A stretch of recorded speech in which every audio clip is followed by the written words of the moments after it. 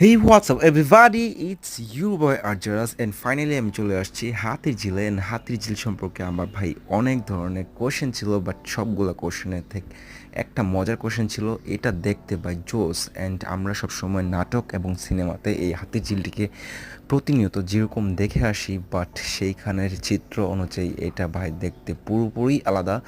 এইটার পানি ভাই দেখতে অনেক স্বচ্ছ পরিষ্কার হলেও বাট এইটার পানির মধ্যে যে পরিমাণ গন্ধ এবং যে পরিমাণ দুর্গন্ধ দেখা যায় সেটা নিয়ে জাস্ট কিছু বলতে পারবো না। আর এটা হচ্ছে এই জায়গাটা হচ্ছে হাতিঝিলের একটা মাছ পয়েন্ট অ্যান্ড এই জায়গাটিতে নাকি একটা রেস্টুরেন্ট করার কথা ছিল, আমার ভাগিনা বললো। যাই হোক, এই রেস্টুরেন্টটা যদি এখানে হইতো তাহলে ভাই জিনিসটা ভাই সিরিয়াসলি খুব জোস হইতো।